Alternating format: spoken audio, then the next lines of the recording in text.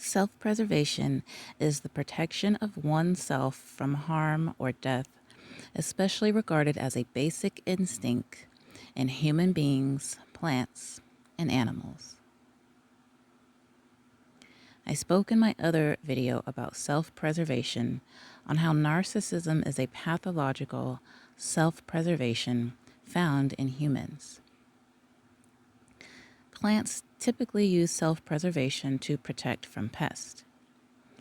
And in this case, narcissists are the pest. But you see, oftentimes when someone is wicked, they see the world the same way.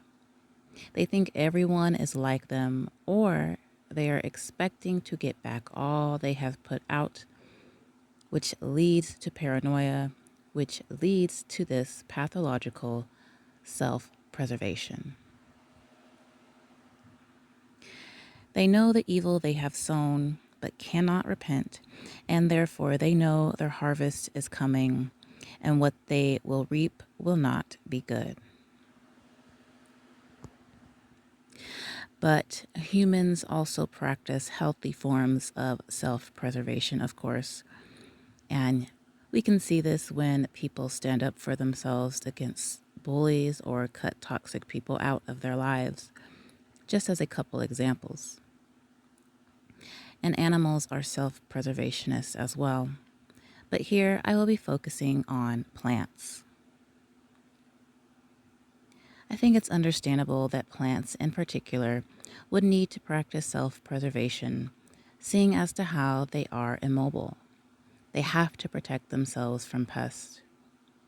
And so I'm going to cover some examples of this with an example of a plant or two that does this form of self-preservation. And first up is caffeine. We know people worldwide love caffeine and they run on it. And it's kind of interesting to think that what a plant uses to protect itself, humans find uses for as well. Popular places we find caffeine are in coffee and tea, but I'm mostly going to focus on coffee. There is Coffea robusta and Coffea arabica. To humans, the caffeine in coffee is the best part of waking up. To a plant, it is a God-given pesticide. Yes, a pesticide. It even prevents herbivores like insects from chewing on the plant. Plants want to thrive and survive too, so this protection method is understandable. And lastly, caffeine protects the beans. It protects pathogenic fungi from growing on the coffee beans. But at the same time, these mycotoxins are natural contaminants that are often found on coffee beans and in coffee. Now, another plant with its dukes up that I want to talk about is cannabis. Cannabis contains a group of substances called cannabinoids, with the most popular or well-known being THC and CBD.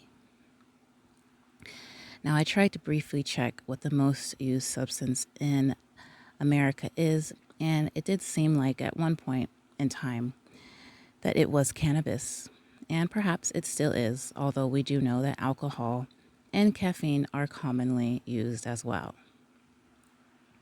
And once again, to humans, cannabis is used recreationally, with some touting various benefits in that regard, while some like its medicinal benefits.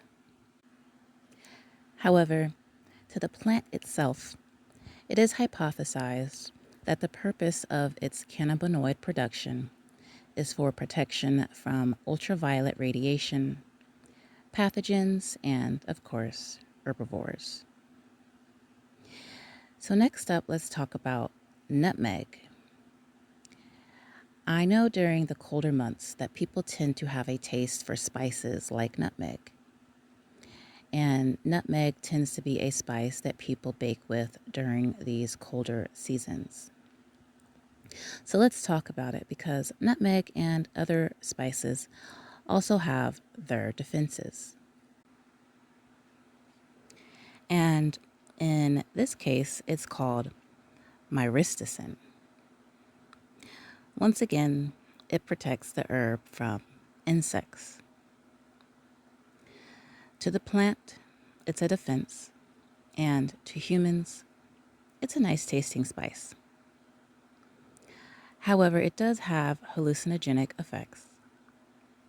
And I don't know about you, but when the smell of nutmeg is too strong in a recipe, I get nauseous. So just be aware of things like that when you're using nutmeg in your recipes. And finally, let's talk about glucosinolates. These are protective compounds found in some of the more tough plants like broccoli or cabbage.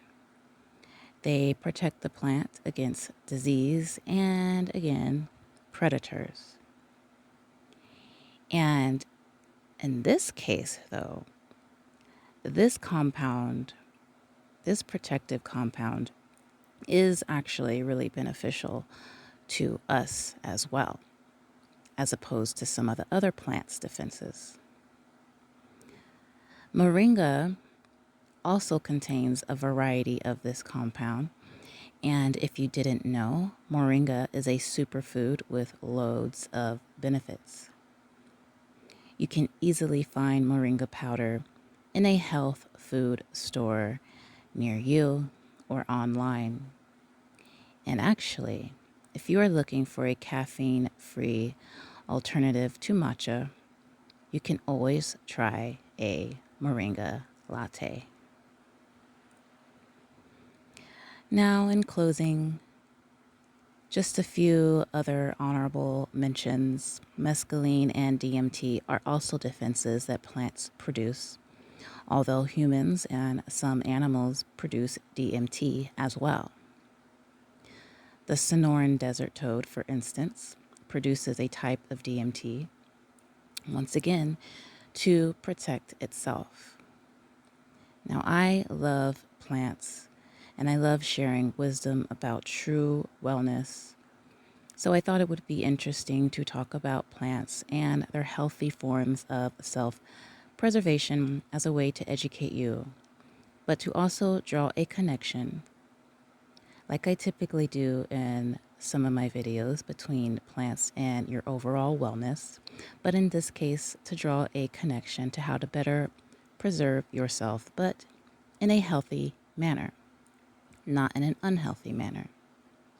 These plants are protecting themselves in a healthy manner for them. A plant is going to do what it can to not be eaten alive by predators, and I truly hope the same for you.